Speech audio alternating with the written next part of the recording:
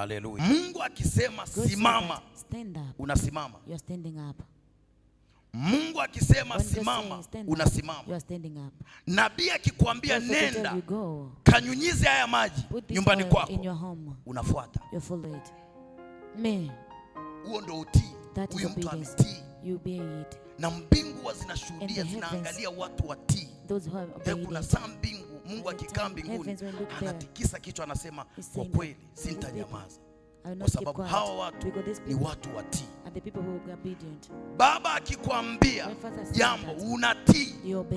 Akikwambia chukua haya maji nenda kanyunyize bafuni, unaenda.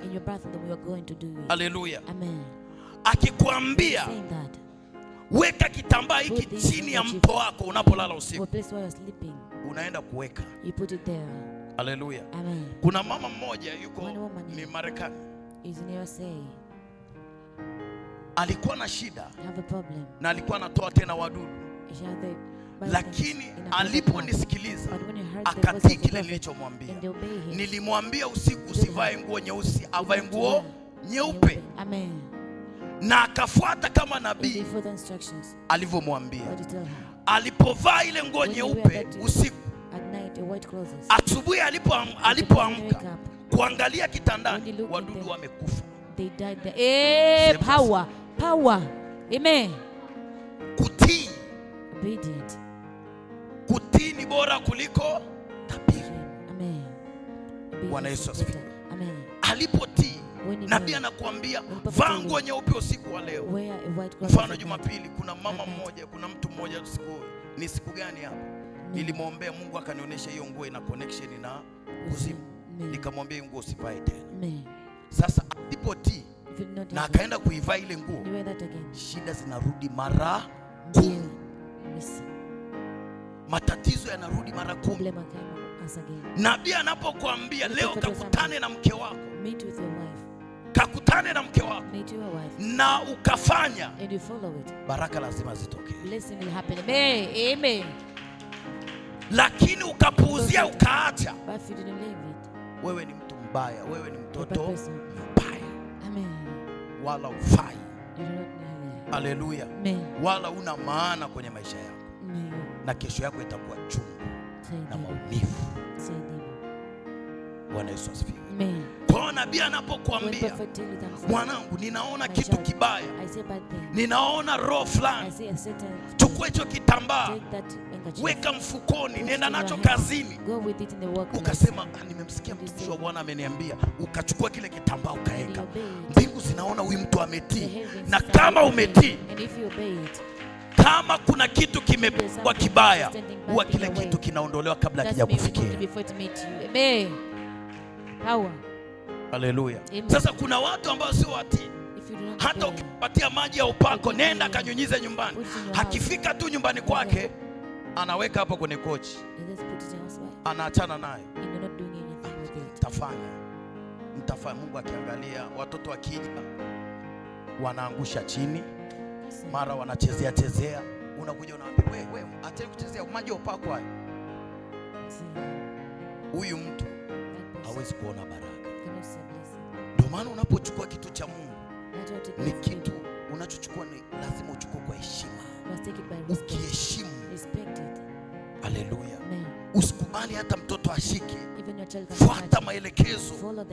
Nabii amesema, Mungu amesema kupitia nabii, nikifika nyumbani nimwage, nichukue nimwage, niende nimwage kwenye mlango, nimwage kazini, nimwage kila mahali. Unatii. Unapotii, Mungu anafanya kitu saa hiyo hiyo. Amen. Haleluya. Amen. Mungu anafanya kitu saa hiyo hiyo. Utii wako, your obedience. Habari ya Naamani alitaka kukosa baraka hivi hivi. Alitaka kukosa muujiza wake hivi hivi, uponyaji wake hivi hivi, kwa sababu amefika kwa nabii na hataki kutii nabii anachomwambia. Nabii amempa maelekezo, nabii tayari ana ufunuo. Amemwambia Naamani kajichomve wapi? Kwenye ule mto Yordani mara 7. Naamani akapandwa na hasira na kiburi, akasema mimi nilizani nabii atakuja niwekee mkono, sasa ananiambia nikajichovye mara 7, kwani kule kwetu hakuna maji. Kiburi. Haleluya. Kiburi. Pride. Bwana Yesu asifiwe. Lazima utii. You must obey. Tii. Obey. Ili ule mema kwenye maisha yako. Kiburi na kujiona una akili nyingi. Mtu asiyetii anafananishwa na mtu mwenye kiburi na anayejiona ana akili nyingi kuliko baba yake wa kiroho. Anajiona ana akili kuliko baba yake wa kiroho. Ndio maana watu wenye viburi kwa si rahisi kutii. Hata umwambie hiki hawezi kutii. Kiburi kimeibuka ndani yake. Hata ukifundisha hivi anakuambia naelewa hicho baba anachosema. Kiburi. Tangu umeelewa, mbona hujabadilika? Uliwahi kusikia mbona maisha yako hayajabadilika? Mbona hujapiga hatua yoyote? Kiburi. Unajua mimi bwana niko tu pale. Unajua mimi nimpiga kamera pale. Naelewa baba anachofundisha pale nakijua, kwa hata nisipofuatilia nakijua. Unajua mimi ni katibu niko pale kwenye vyombo. Mimi naelewa. Unajua mama mimi naelewa sana. Hivyo hata kama nisipomsikiliza navijua. Lakini maisha yako yamedorora. Shida. Mateso. Bwana Yesu asifiwe. Amen. Kiburi ni kujiona una akili nyingi kuliko baba yako wa kiroho na kuzuia baraka zako ambazo Mungu amekupangia. Haleluya. Amen. Kataa kiburi kwenye maisha yako. Jinyenyekeze kwenye maisha yako. Kiburi hakitakupeleka. Miaka hii tulionayo ni michache. Watu hawaishi milele hapa duniani. Siku zinaenda, umri unaenda. Haleluya. Na wanadamu hatudumu. Kesho na kesho kutwa haupo.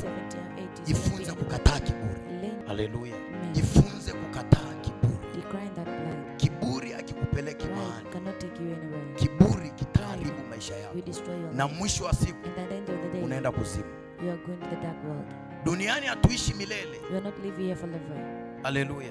Duniani hatuishi milele. Leo tupo, kesho hatupo. Haleluya. Duniani kuna maisha mengine baada ya haya. Lakini tukiwa na haya maisha, tujifunze kutii kile Mungu anachosema na sisi. Haleluya. Bwana Yesu asifiwe. Kuna maisha mengine baada ya haya. Kwa hiyo habari unaona kiburi kilimvaa Naamani. Haleluya. Naamani kiburi kilimvaa. Ukienda kusoma nyumbani kwako kwa wakati mwingine, Wafalme wa Pili 5:14. Naamani yule jemedari, was a great man. Utaona jinsi ambavyo alivyokuwa na kiburi. Sasa unapojitoa kwa utii na maelekezo ya kinabii, unalazimisha ulimwengu wa kiroho kuondoa kila chochote ambacho ulipangiwa mbele yako. Kama ni kitu kibaya ulipangiwa, unalazimisha ulimwengu wako wa roho kila chochote kiondoke mbele yako. Kwa hiyo kitambaa hiki kinaenda kuwa na udhihirisho. Haleluya. Kwa lazima ukawe na utii. Haleluya. Ili Mungu akupe ushindi mkubwa katika maisha yako. Mungu atakupa ushindi mkubwa katika mwezi huu na wakati tunamaliza mwezi huu. Namba 3, gusa moyo wa baba kupitia dhabihu na shukrani. Mwambie yako umesahau somo linasemaje. Haleluya. Jinsi tunavyoweza kujitoa na kujiunganisha na madhabahu ili tuwe na miujiza mingi kwenye maisha yetu na familia zetu. Namba 3, gusa moyo wa baba. Gusa moyo wa baba yako wa kiroho. Moyo wa baba yako wa kiroho umebeba baraka kwa ajili ya maisha yako. Gusa moyo wa baba wa kiroho kupitia dhabihu, kupitia sadaka na shukrani. Kumshukuru kwamba nisingekubali uwito kwako ingekuwa nayo ni changamoto. It will be a challenge to me. Haleluya. Amen. Lazima umguse baba yako wa kiroho kupitia sadaka, through offerings, kupitia dhabihu zako. Wakati mwingine unatoa kwa ajili ya baba yako, wakati mwingine unakuja kushukuru kwa shukrani. Kama mtu anavyokutendea jambo, unasema acha nikamshukuru huyu. Ninamshukuru Mungu, lakini pia ninamshukuru huyu mtu kwa kuwa njia. Ninamshukuru huyu mtu kwa kuwa njia ya mimi kufikia hapa. Bwana Yesu asifiwe. Amen. Haleluya. Amen. Kwa lazima uguse moyo wa baba. Gusa moyo wa baba. Unapogusa moyo wa baba, unapokea muujiza au unajiandaa kupokea neema kubwa.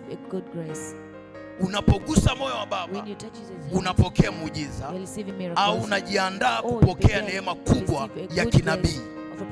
Unapokea neema kubwa ya kinabii kama hivi leo unavyoenda kupokea. Unapaswa kujitoa kwa dhati. Unapaswa kujitoa